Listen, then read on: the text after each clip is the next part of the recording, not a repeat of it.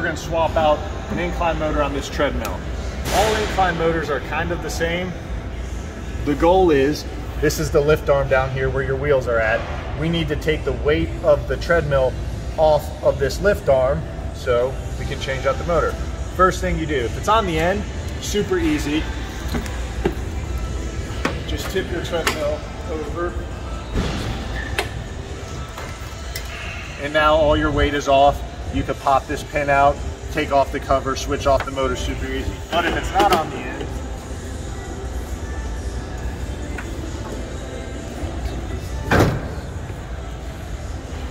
you gotta do this method. Grab yourself some 25-pound plates. Make sure you catch the metal. Find where it kind of starts to hit and then go a few inches that way, inward.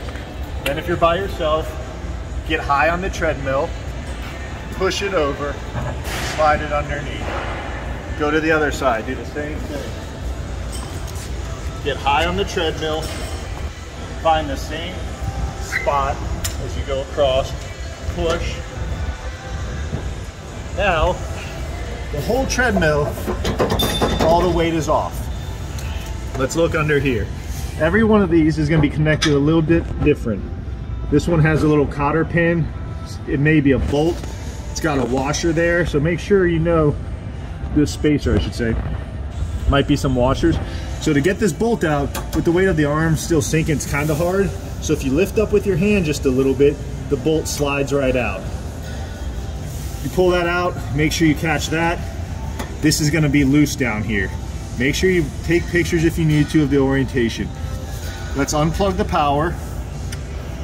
Switch is off. We're gonna undo our screws on this Star Trek. Everyone's a little different. You need to get into the motor compartment. Yeah. This is the lift motor. Make sure you take a picture of the orientation in case it can be flipped over. You want to get it right. First thing you do, find the wires coming out, follow them, unplug them from the board. This one has a ground. We would take that off. And now you'd reach back, since we, hold on, keep it right there. Since we took the bolt off, this would just be hanging there. So you just lift up slightly, pull this out, and then you put your new one in. On these Star Treks, this plastic piece right here does not come with a new motor. So you gotta pop it off, put it back on. Also, when we put our new motor in, it's factory set the distance of this shaft right here. Take a picture of this shaft. This shaft right here, it's gonna be set from the factory. Don't turn it. Stick it in, put your top bolt in, come down here, and you can, this will be the shaft that's preset.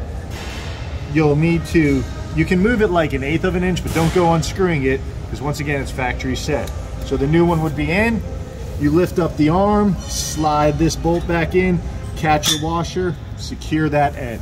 Pause.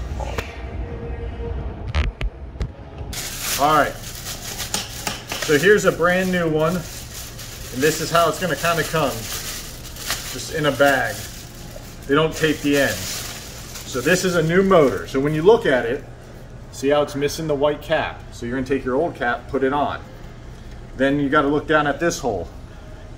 This is the one you don't wanna turn but so much, but look at this hole up here. See how this hole's facing this way? Come down, you can move it so that both holes are now facing the correct direction.